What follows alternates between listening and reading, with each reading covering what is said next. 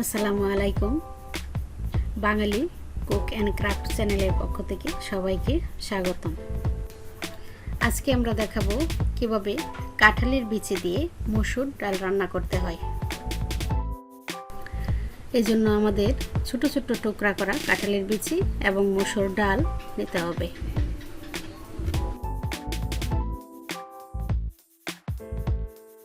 এবার আমরা চুলায় একটি পাতিলে পানি গরম বসাবো।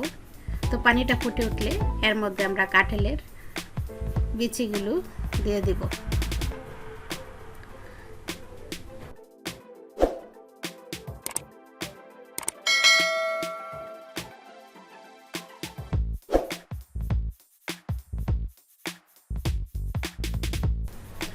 কাঁঠালের বিচিগুলো যখন আধা সিদ্ধ হয়ে যাবে তখন এর মধ্যে আমরা ধুয়ে রাখা মসুরির ডালগুলো দিয়ে দেব।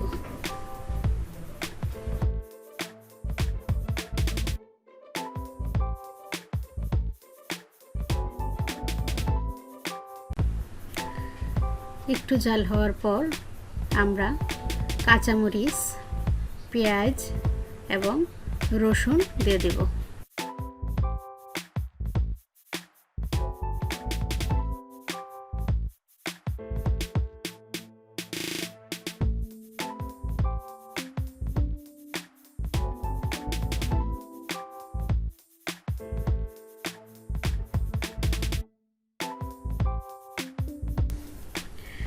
কিছুক্ষণ এভাবে রান্না করার পর আমরা একটু উঠিয়ে দেখব কাঁঠাল বিচিগুলো সিদ্ধ হয়েছে কিনা।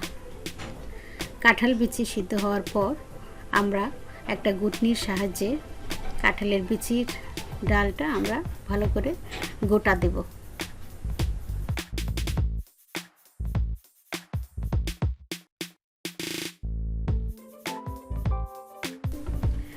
গোটা দেওয়ার পর আপনারা দেখতেই পাচ্ছেন যে ডালটা ঘন হয়ে গেছে। তো এবার এর সাথে আমরা একটু হলুদের গুঁড়া, একটু আদা বাটা এবং একটু জিরা বাটা এবং আমরা সিদ্ধর সময় লবণ দিয়েছিলাম। তো আমরা এখন আবার দেখব যে লবণ হয়েছে কিনা, যদি না হয় আর একটু দিবেন।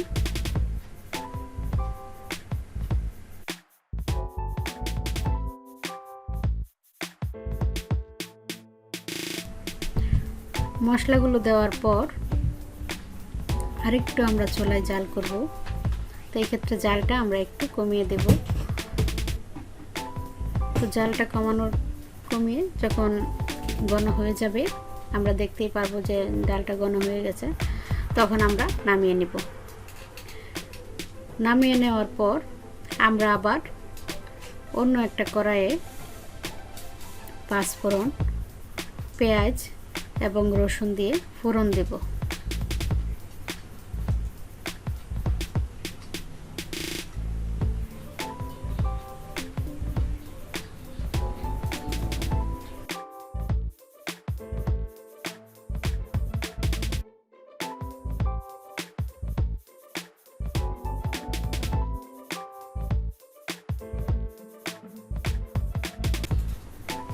তো ফোড়নটা এবার আমরা ডালের উপর ঢেলে দেব।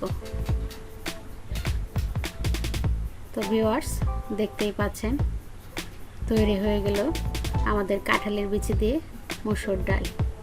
খুবই চমৎকার এই রান্নাটা, আপনারা বাড়িতে করে খেয়ে দেখতে পারেন। তো আজকে এই পর্যন্তই, সবাই ভালো থাকবেন।